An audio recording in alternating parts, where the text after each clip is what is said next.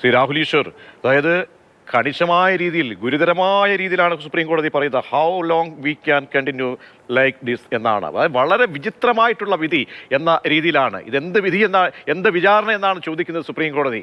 ഇതിനെ നീട്ടി വലിച്ചു കൊണ്ടുപോയതിന്റെ ഉത്തരവാദിത്തം ദിലീപിന്റെ അഭിഭാഷകൻ കൂടിയാണ്.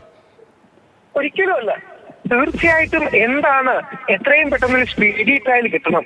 പൾസർ സുനിയെ ഇപ്പോൾ ജാമ്യം ബാധിച്ചത് കേസിനെ ബാധിക്കാനൊന്നും പോകുന്നില്ല. ഇനി ഒരു മാസം അല്ലെങ്കിൽ 1.5 മാസത്തിനുള്ളിൽ കാര്യങ്ങൾ മുഴുവൻ തീരാൻ പോവുകയാണ്. അതുകൊണ്ട് ഇനി അതിനപ്പുറം വലിയ തിരക്കൊന്നും ഇതിനുണ്ടാകാൻ പോകുന്നില്ല. പക്ഷേ യഥാർത്ഥത്തിൽ പൾസർ സുനിക്ക് ജാമ്യം കിട്ടിയതിനെ വൈകാരികപരമായി ഉപയോഗിച്ച് ദിലീപിനെതിരെ തിരിക്കാൻ ചില ആൾക്കാർ ശ്രമിക്കുന്നുണ്ടായിരിക്കാം.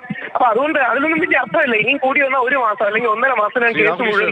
അന്വേഷണ ഉദ്യോഗസ്ഥനെ 87 തവണയാണ് ചോദ്യം ചെയ്തത്. പലപ്പോഴായി ഈ കേസ് രാഹുൽ ഈശ്വർ തന്നെ ബോധ്യമുള്ളതല്ലേ?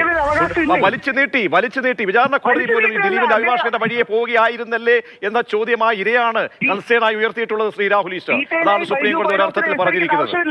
കാര്യം ബൈജു പൗലോസ് അല്ലേ ഇതിന്റെ അന്വേഷണ ഉദ്യോഗസ്ഥൻ. അദ്ദേഹത്തെ വിശദമായി ചോദിക്കേണ്ടേ, അദ്ദേഹത്തിന്റെ വിസ്താരം പോകേണ്ട ആവശ്യമല്ലേ? ഇതിന്റെ സത്യം തീർച്ചയായും പുറത്തു വരണ്ടേ? അപ്പൊ ഈ ട്രയലിന്റെ ഡീറ്റെയിൽസിലേക്ക് പോകാതെ മീഡിയ ട്രയൽ നടത്താൻ പോലെ കോടതി ട്രയൽ നടത്താൻ കഴിയുമോ?